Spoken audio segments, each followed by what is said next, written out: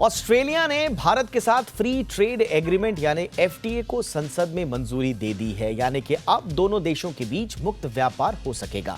दोनों देशों के बीच एफटीए को लेकर अप्रैल से ही चर्चा जारी थी और अब ऑस्ट्रेलियाई संसद की मंजूरी मिलने के बाद ट्रेड डील पर दोनों देशों ने जनवरी से काम शुरू करने का मन बना लिया है। इस डील से न सिर्फ ऑस्ट्रेलिया को फायदे होंगे बल्कि भारत के लिए भी नया मार्केट खुलेगा। ऑस्ट्रेलिया के मुताबिक एफटीए के जरिए उन्हें दुनिया की सबसे तेजी से बढ़ने वाली इकोनॉमी में कारोबार करने का मौका मिलेगा। पिछले कुछ हफ्ते से ऑस्ट्रेलिया के ट्रेड मिनिस्टर डॉन फेरेल ने कहा था कि इस एग्रीमेंट के जरिए सर्विस कंपनियों और प्रोफेशनल्स के लिए नए मौके पैदा होंगे। ऑस्ट्रेलिया भारत में food, agriculture, technology, green energy, health और एजुकेशन सेक्टर में अपना दायरा बढ़ाएगा। वहीं भारत की बात करें तो इस एग्रीमेंट से भारत को एक्सपोर्ट में जीरो ड्यूटी एक्सेस मिलेगी। एग्रीमेंट भारत को 96% एक्सपोर्ट में जीरो ड्यूटी एक्सेस देगा। इस एग्रीमेंट का सबसे ज्यादा फायदा James and jewellery, textile, leather footwear, food and agriculture जैसे सेक्टर्स को मिलेगा। एग्रीमेंट से भारत को ऑस्ट्रेलिया के मिनरल रिसोर्सेज का भी फायदा मिलेगा। इस एग्रीमेंट के तहत दोनों देशों के बीच 5 साल में 4500 से 5000 करोड़ डॉलर का द्विपक्षीय व्यापार मुमकिन है। जहां यह एग्रीमेंट दोनों देशों के बीच कारोबार को बढ़ावा देगा, वहीं चीन पर ऑस्ट्रेलिया की निर्भरता कम करने के लिए भी मदद करेगा। ऑस्ट्रेलिया के ग्लोबल ट्रेड में चीन की भागीदारी करीब 31% है। भारत के साथ एग्रीमेंट होने से तय है कि चीन की धाक कम होगी।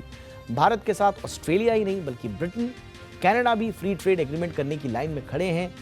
इनफैक्ट जीसीसी यानी कि गल्फ कोऑपरेशन जो काउंसिल है, उसके जो तमाम देश हैं, 6 देश, उनमें से एक के साथ तो हमारी डील हो चुकी है यूएई के साथ, लेकिन जो बाकी 5 हैं उनके साथ भी अब नेगोशिएशन शुरू होने वाले हैं। इधर कनाडा के साथ एफटीए को लेकर जल्द दोनों देशों के बीच बैठक होगी और भारत और ब्रिटेन के बीच मुक्त व्यापार समझौता होना है। ब्रिटेन की तरफ से एग्रीमेंट के ज्यादातर सेक्शंस पर सहमति बन चुकी है। बचे हुए सेक्शंस पर भी जल्द सहमति बनने की उम्मीद है। भारत और ब्रिटेन के बीच एफटीए पर साइन होते ही दोनों देशों के बीच अंतर्राष्ट्रीय कारोबार सरल हो जाएगा। दोनों ही इकोनॉमीज इसका फायदा एक दूसरे से जरूर उठाएंगी। हाँ, लेकिन एफटीए के मायने क्या है और क्या वाकई में ग्रोथ का आधार जो मुक्त व्यापार है वो बन सकता है? इस पर बातचीत करने के लिए मेरे साथ बहुत ही खास मेहमान जुड़ चुके हैं। ग्लोबल नेटवर्क के फाउंडर एंड सीईओ जगत शाह जी हमारे साथ जुड़ चुके हैं। जगत सर, बहुत बहुत स्वागत है आपका। सर, पहले तो सबसे इम्पॉर्टेंट चीज़, फ्री ट्रेड एग्रीमेंट, और पिछले कुछ दिनों से हमने देखा है कि लगातार इस पर बातचीत हो रही है। वर्ल्ड इकोनॉमिक फोरम का एक आर्टिकल में पढ़ रहा था और उनका ये कहना है कि ये रश है, फ्री ट्रेड एग्रीमेंट रश है भारत का, जिसको उन्होंने बाकायदा डिकोड भी किया कि क्यों ये ज़रूरी है। आपके नज़रिए से अभी हम थोड़ा सा कंट्री वाइज अलग रखें तो ओवरऑल जो एफटीए का पूरा सिस्टम है ये भारत के लिए कितना ज़रूरी है हमारी ग्रोथ के लिए? देखिए दीपक, कि जब बहुत साल पहले भारत को सोने की चिड़िया कहा जाता था तो 25% ग्लोबल ट्रेड का शेयर हमारा हुआ करता था। और उस समय सोने की चिड़िया इसलिए कहलाते थे क्योंकि वो नॉलेज इकोनॉमी थी।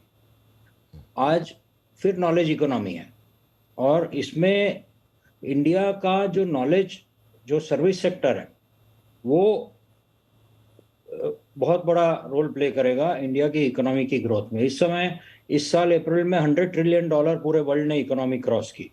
उसमें जो 27 ट्रिलियन डॉलर यूएस की है, 19 ट्रिलियन डॉलर चाइना की है, 3.5 ट्रिलियन इंडिया की है। और हमारे माननीय प्रधानमंत्री जी ने बोला है कि हमको $5 ट्रिलियन इकोनॉमी बननी है और 2047 तक डेवलप कंट्री बनना है। तो पहली बात तो मेरी जो समझ में आता है वो एक्सपोर्ट के बिना ये अचीव हो नहीं सकता।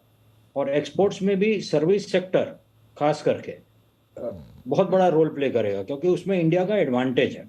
और जब फ्री ट्रेड एग्रीमेंट होते हैं देशों के साथ तो उससे साबित हुआ है पूरे दुनिया में कि ग्रोथ फास्ट होती है दोनों नेशंस की। इनोवेशंस होते हैं क्योंकि इनोवेशंस का भी फाउंडेशन जो है वो नॉलेज है। प्रोडक्टिविटी इंप्रूव होती है क्योंकि वो भी एक बहुत क्रिटिकल फैक्टर है। आज आप देखिए, आपने चाइना की बात की कि ऑस्ट्रेलिया में उसकी जो इकोनॉमी में पकड़ है वो उसका एक कारण प्रोडक्टिविटी है चाइना की, तो वो भी दोनों देशों की इंप्रूव होगी। High income and more opportunities for the people of both the Nations.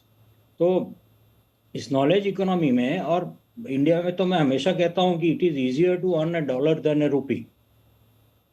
तो हमको अगर ये गोल्स अचीव करने हैं तो free trade agreements is the way.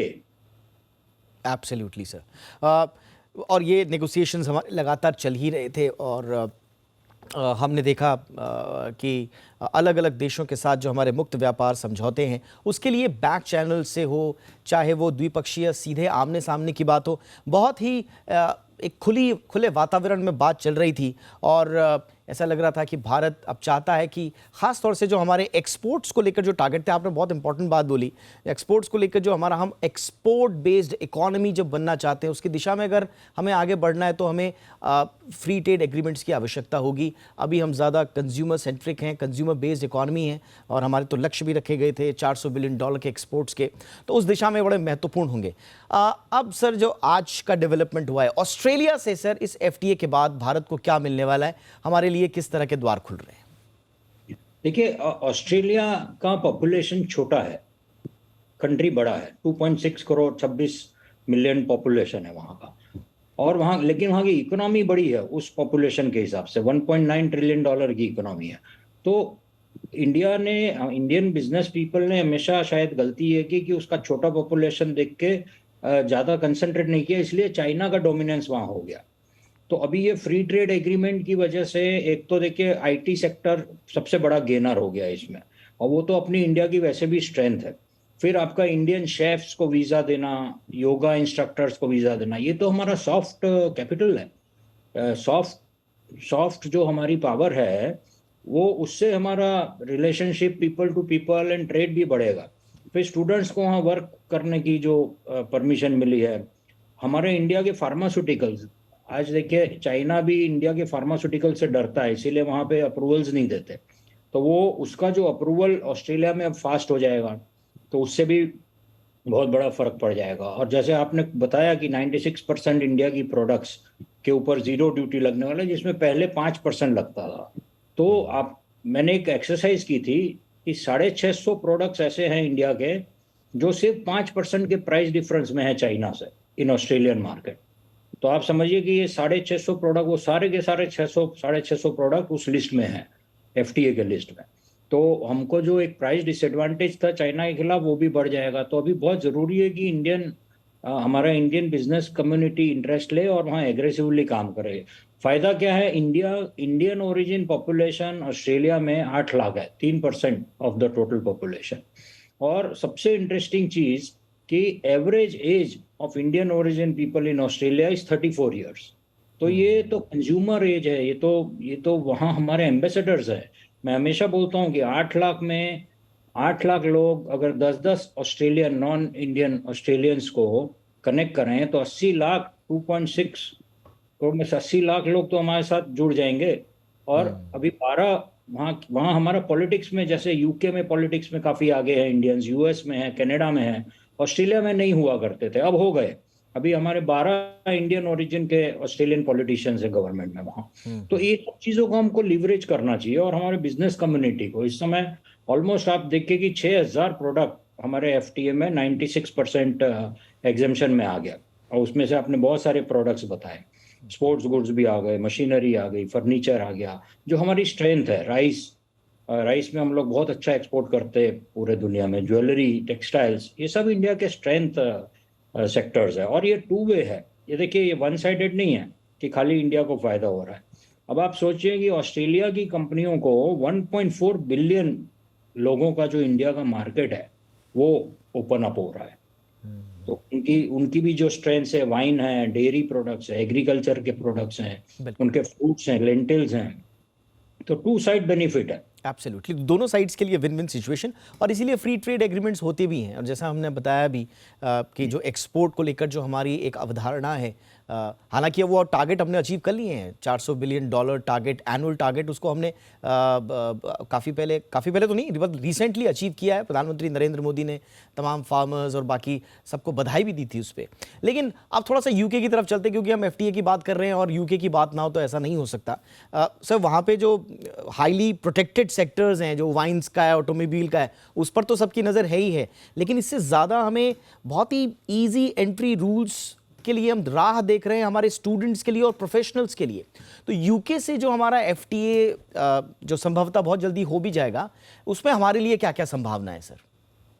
तो उसमें भी देखिए बड़ा इंटरेस्टिंग आंकड़े हैं कि अभी हमने ऑस्ट्रेलिया की इकोनॉमी की बात की, तो यूके की इकोनॉमी 3.2 ट्रिलियन डॉलर है, लेकिन हमारा ट्रेड उसके साथ बहुत कम है। हमारा total two way trade 17 billion dollar है खाली। 10 बिलियन का हम लोग एक्सपोर्ट करते हैं, 7 बिलियन इंपोर्ट करते हैं। तो एफटीए के होने से मेरा मानना है कि अगले 2 सालों में 17 बिलियन का ट्रेड 25 बिलियन तक पहुंच सकता है। और पर्टिकुलरली आपने जो बात की कि हमारे स्टूडेंट्स का वीज़ा, वहाँ का काम करने का परमिशन, बाकी सर्विस सेक्टर के लिए, वो भी वहाँ पे तो बहुत बड़ा एक्सेप्टेंस है इंडियन सर्विसेज का। तो वो साइन होता है तो मेरे ख्याल से क्या होगा कि हमने पहले यूएई के साथ साइन किया और फिर ऑस्ट्रेलिया के साथ साइन किया।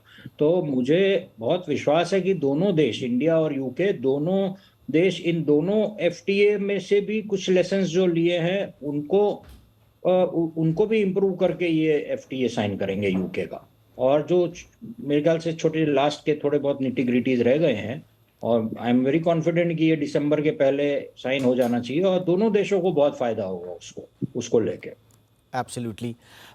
अब एक रह गया है जीसीसी, और जीसीसी में से एक के साथ यूएई के साथ, जो 6 कंट्रीज़ हैं उनमें से यूएई के साथ हमने ऑलरेडी अपना एफटीए फिक्स कर लिया है, लेकिन बाकी 5 कंट्रीज़ भी देख रहे हैं हमारी ओर, और हम भी देख रहे हैं। ये कितना सिग्निफिकेंट होगा सर भारत को ग्रोथ के नज़रिए से?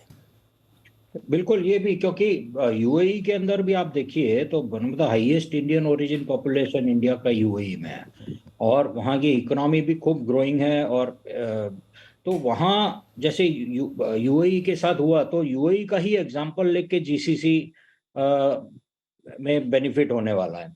और भले आप देखिए कि सिर्फ 9.5 मिलियन पीपल हैं यूएई में, 95 लाख, लेकिन 72 बिलियन डॉलर का हमारा ट्रेड है उनके साथ, सेकेंड हाईएस्ट ट्रेड है।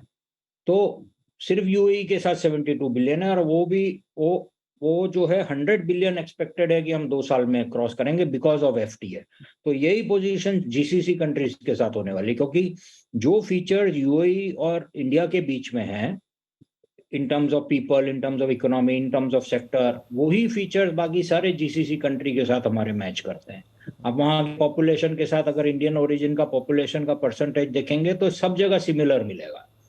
और पर्टिकुलरली उसमें अगर सऊदी अरेबिया के साथ हो जाता है तो it is a game changing, क्योंकि अभी आप देखिए वो लोग 1 ट्रिलियन डॉलर की तो खाली नियोम सिटी बना रहे हैं। और अभी इवन कतार में अभी जो फीफा वर्ल्ड कप हो रहा है उसके अंदर सारा फूड रिक्वायरमेंट उन्होंने इंडिया से लिया है। इतने सारे विजिटर्स आए हैं, वहाँ तो कुछ फूड होता नहीं है, वहाँ एग्रीकल्चर भी नहीं है, ना फूड प्रोसेसिंग है, तो बहुत बड़ा उनका इंपोर्ट इंडिया से गया है। तो ये सब एफटीए होने के बाद तो और भी बहुत स्ट्रेंथन हो जाएगा। और बहुत ज़रूरी है इस समय कि हमारे जो इंडिया के बिजनेसमैन है वो एक ये मैसेज लें कि हमको एग्रेसिवली इन मार्केट्स में जाना पड़ेगा एफटीए के बाद। सिर्फ एफटीए करने से कुछ नहीं होगा, हमको वहाँ जाके ऑफिसेज खोलनी है, वेयर हाउसेज खोलने हैं, वहाँ पे जाके हमको टेक्नोलॉजी ट्रांसफर्स देखने हैं, डेलीगेशंस लेके जाने हैं, वहाँ के लोगों को मिलना है, एजुकेट करना है।